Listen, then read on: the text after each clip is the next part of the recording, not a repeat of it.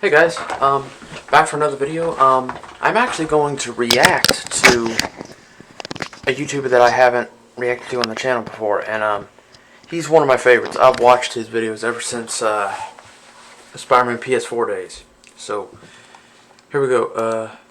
Yeah, see, it's new one. Will Spider-Man No Way Home break me? I want to hear what he says on this. Hey, how you doing? Listen, Wait. the most requested video, the most asked question I get for over... Well, wait a second, guys. Yeah, the most asked question, I bet. Let me turn the volume up. All the way. You can hear him loud and clearly.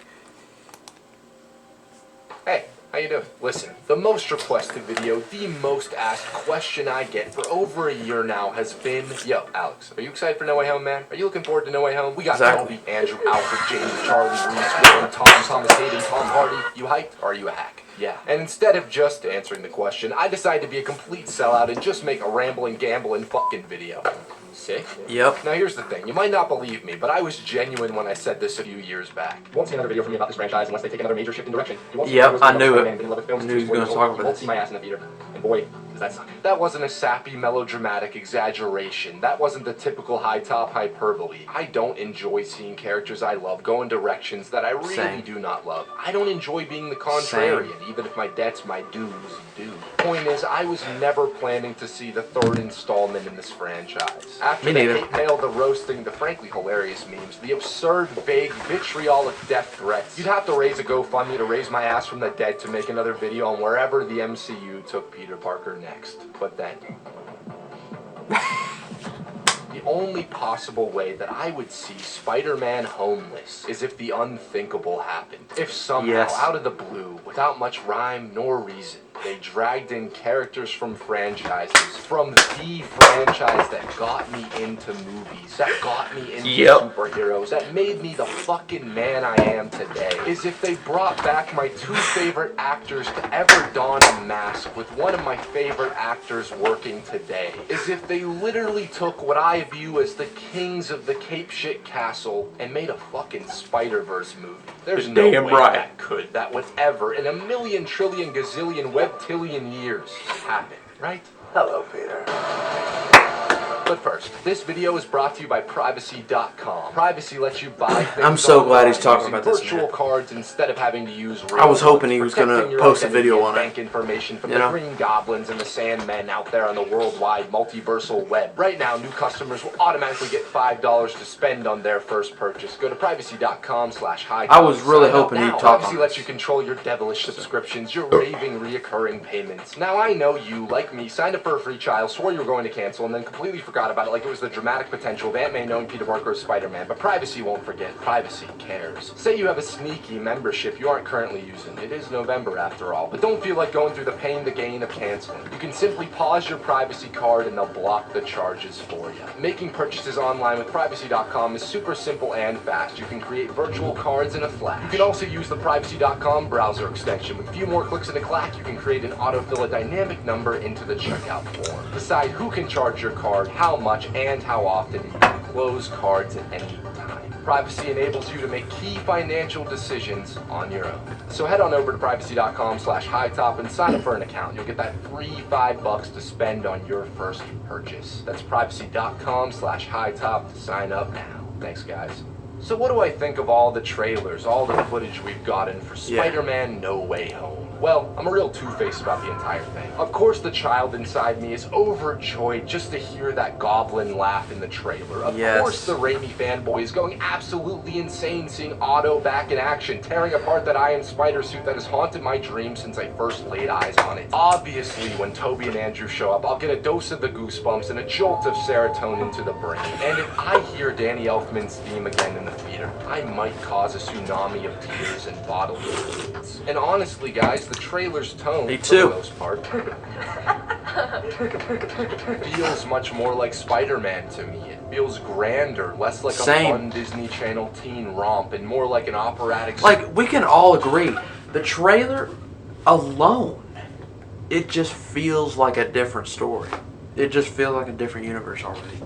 swing through the high-stakes Like a world different of Peter movie. Parker. The idea that Peter fucks this whole thing up by wanting to selfishly get his life back after having all privacy taken away. The idea that instead of immediately sending the villains back to die, he wants to save them, believes that they deserve a chance to live, to be redeemed. That's Peter Parker to me. That's exactly. Spider-Man. But on the other hand, hey, you know what's better than the $5,000 PC? And there's that. A $5,000 PC that costs $0. It's time to give you free stuff. Thanks to our friends at Honey. That's right. we still have the same creative team working behind the camera. We still have Spider-Man operating under, being a part of the MCU. That's not going to magically be changed, to be undone by Doctor Strange's spell. Will Toby and Andrew be nostalgic joke machines filled with pizza time and rhino quips? Or will they be natural evolutions of the Peters we once saw? Will Sandman, Lizard, and Otto be controlled by Stark Tech? Will their respective arcs be undone in service of needing a multiversal Sinister Five? Or will they be lost, confused, unable to remember what happened, unable to remember the empathy their Spider-Men showed them? Will the filmmakers remember that they were never monsters, just victims, longing for any way to find their missing pieces? We had cinematographers Don Burgess, Bill Pope, and cinema legend Sam Raimi create gorgeous, often haunting iconography with their villains. Can John Watts do the same? Or will the once revolutionary, groundbreaking mix of practical puppeteering, stunt work, and Oscar-winning visual effects be replaced by the Marvel in-house standard that covers up the stunning work of costume designers in service of creating something that feels like a cartoon? We had Mark Webb and Andrew Garfield create a take on Peter Parker that was youthful, often spiteful, often morally confused. Will that Peter Parker accept that Tom Holland runs around wearing a $1 trillion weapon? Will Toby's sincere, loving, dorky, guilt-ridden Peter Parker get along with either? I hope there's some conflict between the Peters, some differing ideologies, some differing pain that guides them all. I hope it isn't just 3 Spider Bros showing up to sell tickets and kick some ass, bruh. I hope there's the vulnerability, the soulfulness that Toby, Andrew, and Tom have all brought to the role, and not just the stubbornness of executives wanting to make a Spider-Verse movie as soon as Avi with a Venom hat on his head held that Oscar in his hand. I hope I feel something real. I hope I'm not left feeling heartbroken, sick, all the over-exaggerated emotions a sane man should not feel when watching a Spider-Man film. I hope I'm left with a lesson learned, a spectacle remembered, a feeling of growth, of empathy. I hope any of this even works because, oh boy, no. It should not. It should, by nature, be a crowded mess of fan service and studio notes hitting every bullet point they think every fan wants to see. It should, by all means, be a disappointing final entry in a franchise that still refuses, after 5 years, to allow this Peter Parker to fight his own battles. At the end of the day, this very, very long day, all I want from Spider-Man No Way Home is a film that honors what came before, with sincerity, with truth, with love for the 2 Spider-Men that defined, that helped, that impacted so many of our childhoods. Take notes. A film that finally allows the MCU's take on Peter Parker to swing on his own, to be the compassionate young man with the weight of the world, multiple worlds on his shoulders. The Spider-Man who has suffered, who will always suffer, but manages to endure, to persevere, to overcome, to not lose himself to the consequence, the tragedy that defines and will always define his life. We don't need Raimi's Peter to tell MCU's Parker about great power, but hopefully No Way Home realizes the great responsibility it has to the icons that will, that always have, inspired us to just hold on a second longer.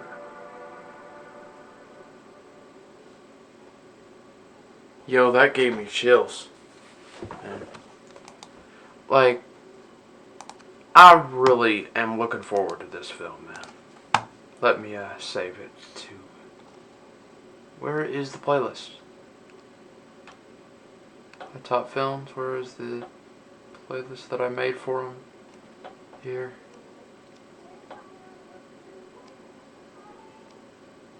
There it is. I really hope they do like he said.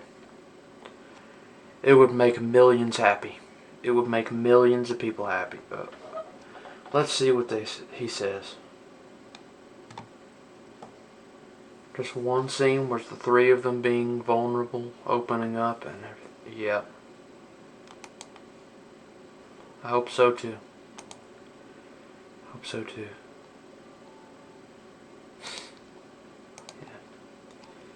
Anyway, guys, that was my reaction. Hope you all enjoyed. I love his channel. I've watched him for a long time. I've seen his Superman and Lois one, all his Spider-Man, all his Raimi Spider-Man ones, both the Mark Webb ones. I love his channel so much. It's really great. And hope you all enjoyed this video. And I hope we get what he said. Peace out, y'all. See you later.